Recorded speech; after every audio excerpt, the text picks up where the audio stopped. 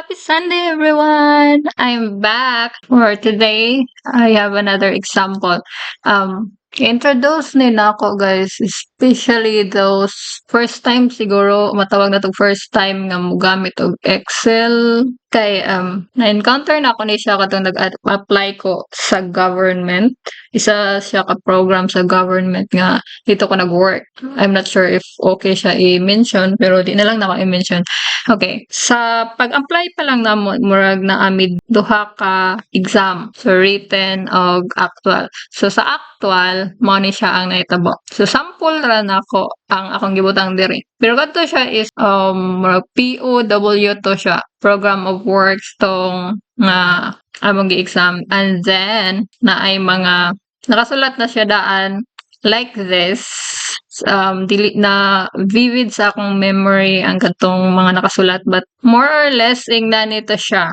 And then na like twist na akong idagdag for your additional information or additional knowledge kung wala man gani mo naka-encounter ani. So for this, gi-example lang nako na part C earthworks and the part D sa base and base course. So for this, in this earthworks, example na atay item 101 or the clearing and grabbing, and 102, wait, I will delete that one. So 102 itong item, which is the surplus common excavation, and then the 104 1A, the embankment from roadway excavation, and the 105 1A, the subgrade preparation. And for the sub-base course, we have item 200 aggregate sub-base course. So as you can see, ang akong giingon nga twist para dagdag nasad nga makahibalang uban. So kadtong ang nahitabo nga di ba pag input nako diri sa item number, ang si description ning tunga og ang si unit. So mo ni ang additional para sa mga wala pa naka-fan. So here na ay formula. Tanawa diri nga portion, guys, na ay equal VLOOKUP. So i-look up niya og unsay nakasulat diri sa item number. So kaning na ay A8 mo ni yang i-look up si kanin siya diri item number, and then ning kuan siya kung asa nako siya gi-save nga files. So kung asa nako siya gi-save nga files, naa siya diri akong okay naa diri sa pay item. So diri gi-include na nako tanan, gisulat na nako ang mga usual nga mga items nga magamit. Okay? So dito siya ning hanap kung unsa ning si item 100. So ning input ra ko og item 100, ning sulat na siya. So di ba less na ang imong buhaton. Ang kuan ra nimo is ang pagsugod diri sa pag-input sa tanang pay items or on sa imong mga ipang VLOOKUP. So tanan ibutang na nimo. So one time ra ang imong hago diri. And the rest sa padayon nimo or sa balik-balik nimo nga trabaho. So kanina lang gyud ang imong kuan kay usay na may mga changes diri unsa nga mga item number per contract, right? So mana dinhi na lang ang imong kahago diri is wala VLOOKUP na lang siya, di ba? So save na imong time para dinhi nga column. Okay, mora to ang additional.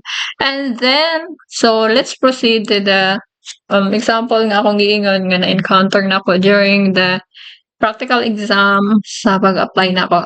So here like this, na siya yung ingon ani to nga ko hindi na gid siya vivid nga memory sa ako kay more than 5 years ago, 5 to 6, 7 years ago na to siya. Ingana na ko katiguwa.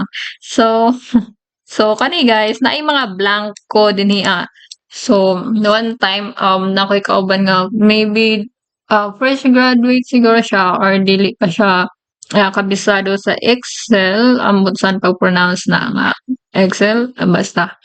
So medyo nag-lesson siya niya, nag-coach ko gamay pero naglikhay pod nga basig makuan ko ma-foul or ma-disqualify na inoon ko. So pinahinok-hinok ra mong style. So ang kuan ni is hanapon ra nimo ang mga blanco imong pangbutangan, di ba?